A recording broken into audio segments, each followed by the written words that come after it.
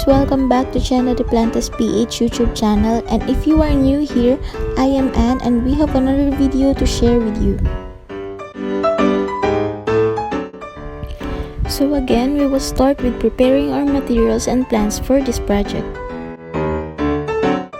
Since our plants came from different pots, we have to uproot them first. Just remove some excess soil from the roots, then proceed to the other pots.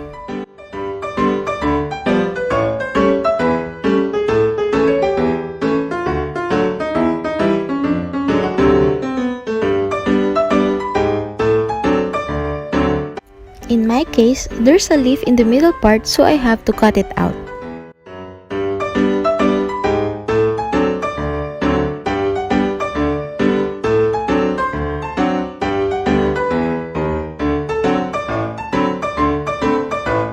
Choose the stem or branch that you want to be the center. It depends on your preference, but I choose the tallest stem as center for this project.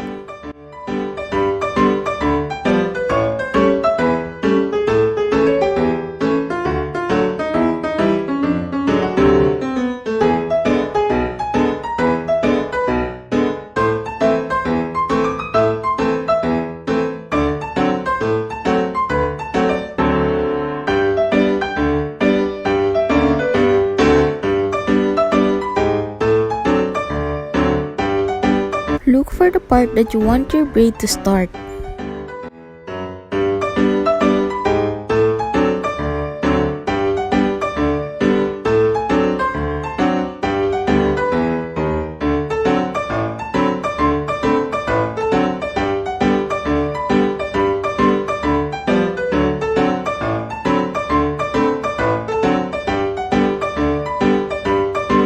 You can start from the bottom to the top, or the other way around.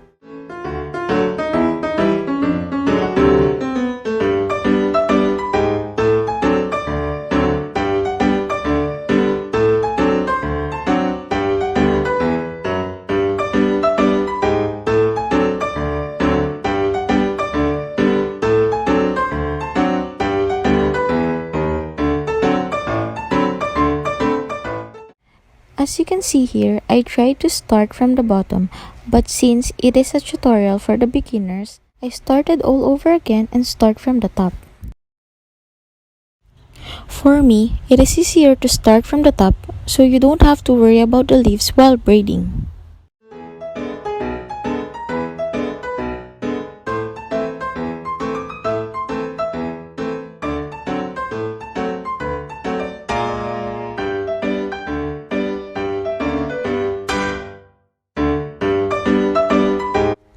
As you can see here, the leaves are already in place and tied to each other.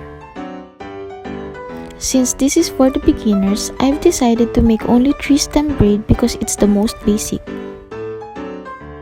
You can also follow the pattern as stated in the photo.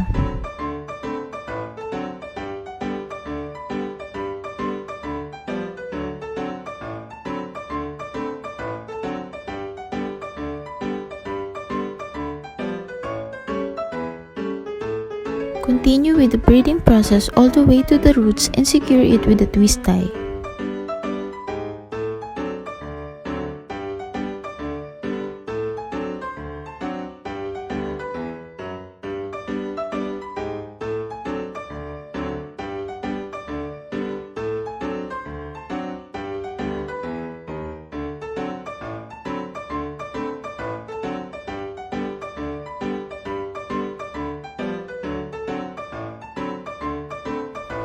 You can also add some red ribbons for decorations.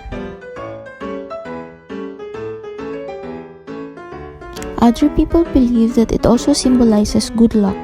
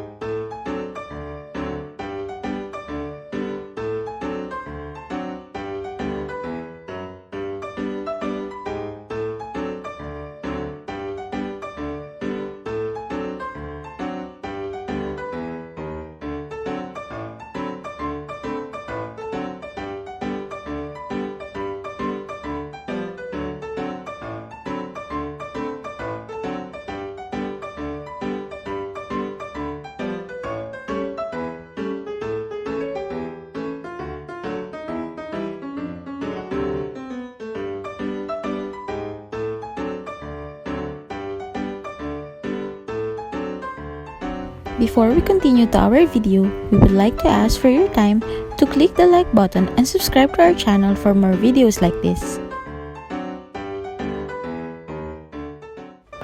After the breeding process, we can now repot the plant in the bigger pot. Once done, make sure to water the plant up to the bottom part. This plant preferred to be placed indoor. Don't expose this to sunlight to avoid burning its leaves. It can tolerate morning sun but not beyond 9 a.m. For the water requirements, it doesn't need a daily watering. 2 to 3 times a week is okay, especially when placed indoor.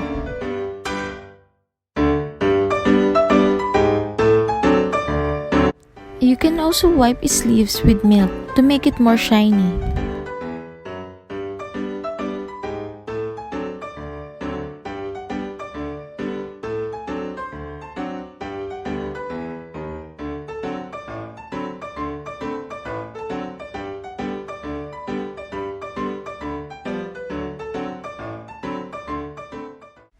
Thank you again for supporting our video.